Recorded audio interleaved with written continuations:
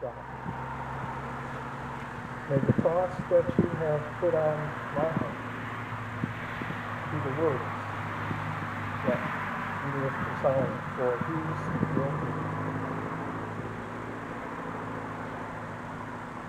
I was farming back in the 1980s, and it seemed like my ground never produced an abundant crop. By the time we were done with harvest, there always seemed to be more room to put more silage in the silo or hay in the barn.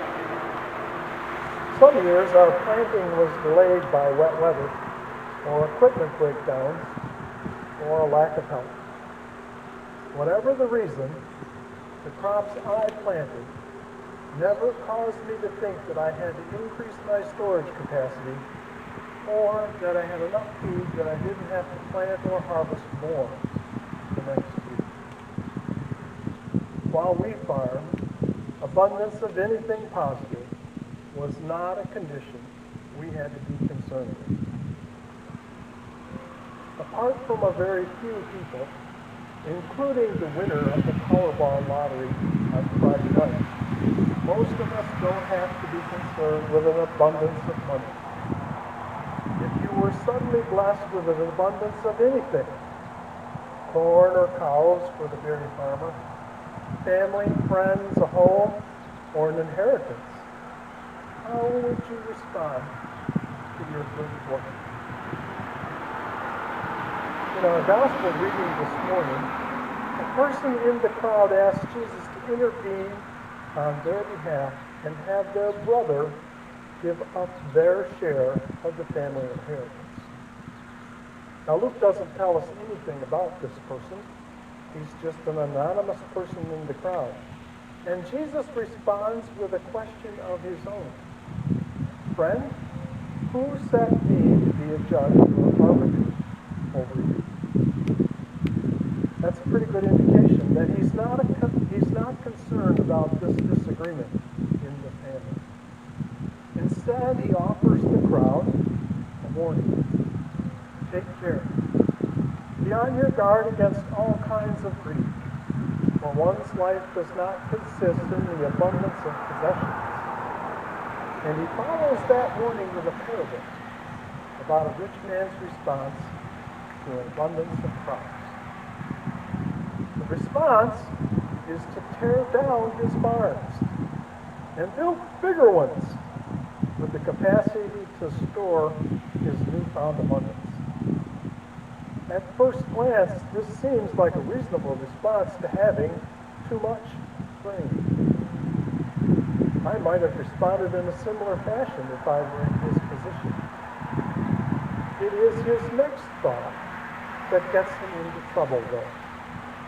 He thinks, and I will say to my soul, soul, you have ample goods laid up for many years. Relax, eat, drink, be merry. The rich man, or any of us for that matter, are not very good at looking into the future. He can see the abundance that he has at that moment in time and believes he has obtained all that he needs to in this life. God responded to his plan by calling him a fool and says that he will be called to account for his life that very night. Jesus ends the parable by declaring that those who save up earthly things are missing an opportunity to save blessings from God in heaven. Now, Jesus doesn't condemn wealth in the parable. What he condemned is greed. Humanity's tendency to accumulate more than we need as we journey through life. Greed was what was wrong with the rich man's response to abundance. First, he failed to acknowledge God's part in his abundance. He doesn't pause for a few minutes and think about what portion of that abundance came from God's blessing of fertile soil and rain, which helped produce a bumper crop. And at the very least, he should have set aside a tithe, 10% of the harvest, at the temple, as required by Jewish law, Deuteronomy 14:22. Set apart a tithe of all the yield of your seed that is brought into yearly from the field. Second, the rich man fails to recognize his workers and neighbors who may have helped him plant, care for, and harvest the abundant crop. In the first century, planting and harvesting were people-intensive tasks. Certainly, members of the man's community were hired as laborers or shared labor with him in his abundance. It would be an important gesture, especially if his workers and neighbors were not as fortunate as he is, to share that abundance with them so that they might all enjoy the bountiful harvest. And third, the rich man is rather short-sighted. Instead of taking it easy and doing no planting or harvesting in the future, he should consider how much his abundance might grow even greater next year with God's blessings and with the help of his workers and neighbors. Very little is gained by storing his abundance in bonds. Put the harvest to good use by preparing to do even better in the next season. Moving on to the letter to the Colossians, Paul writes that the place to look for power and fulfillment is in the resurrected Christ, whom believers have been raised with. He exhorts his audience to authentic holy living, which involves putting to death the old way of life and being clothed with attitudes and practices that reflect Christ. The new way of life that Paul is writing about involves seeking things that are from above, where Christ is, seated at the right hand of God, and finds Jesus' followers together in love. These changed attitudes are what Jesus is talking about in the parable for the rich man. The rich man is not condemned because he has more. He is a fool because he doesn't know what to do with the more that he has. And that will be counted against him when he is called to account by his Creator.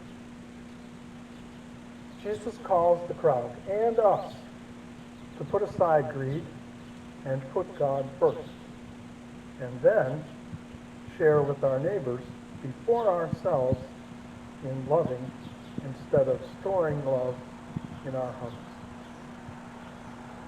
I wonder if God had chosen to bless me with an abundance back in the 1980s, I might still be back there in Moravia milking cows every day. But he chose another path for me. It was a long, challenging path that led me to ministry in the United Methodist Church and service here in Gordina as your pastor. Throughout that whole journey, there was one thing available in abundance for me. God's gracious and forgiving love. Now that love is available in abundance for everyone. For the psalmist wrote in Psalm 107, "Oh, give thanks to the Lord who is good, whose steadfast love endures forever." That's in verse 1. So God's love, God's abundant love, knows no limits or boundaries.